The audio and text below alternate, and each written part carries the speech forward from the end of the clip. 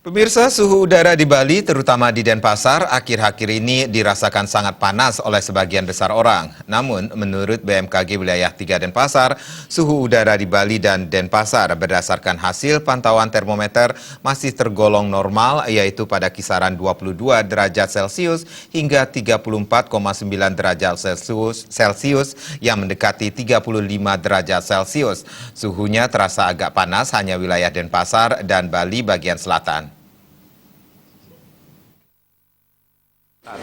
Tuh, ya tunjuk lagi Pak.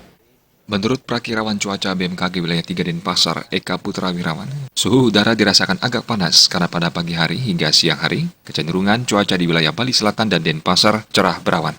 Panas matahari menjadi intens masuk ke permukaan bumi, dan bumi lebih intens menyerap radiasi panas. Pada sore hingga malam hari, cuaca cenderung berawan, khususnya pada malam hari panas yang diserap siangnya dilepas keluar angkasa. Panas yang dirasakan berasal dari panas yang terhalang oleh awan. Panas dipantulkan kembali ke permukaan bumi.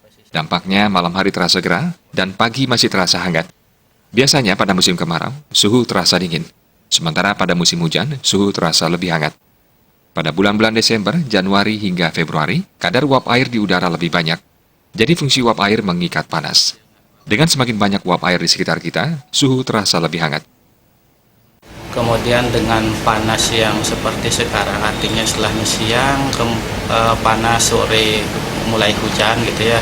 Jadi masyarakat sebenarnya yang perlu diwaspadai lagi adalah hujan yang terkadang sertai kilat petir, nah itu perlu diwaspadai. Kemudian bisa angin kencang tiba-tiba, kemudian potensi istilahnya kemungkinan terjadinya puting beliung. Jadi istilahnya untuk pengenalan tanda-tanda puting beliung perlu juga masyarakat memahami. Jadi istilahnya ciri-cirinya itu yaitu pada malam hari sebelum kejadian, pada malam hari kita udah ngerasa malamnya gerah banget. Kemudian pada pagi hari udah mulai kita melihat ada awan-awan, kemudian berubah cepat istilahnya jadi hitam pekat, gelap, mendung. Nah kemudian kalau misalkan hujan tiba-tiba deras, nah ini yang perlu diketahui waspadai adalah potensi puting beliung dan angin kencang tiba-tibanya. Sementara terkait kondisi gelombang laut untuk 3 hari ke depan, nelayan harus lebih waspada. Gelombang laut terutama di wilayah Selat Bali bagian selatan, Selat Badung, Selat Lombok, dan Samudra Hindia Selatan Bali bisa mencapai ketinggian 3 hingga 3,5 meter. Cuaca untuk penerbangan disebutkan masih aman. Gung Krisna, Bali TV.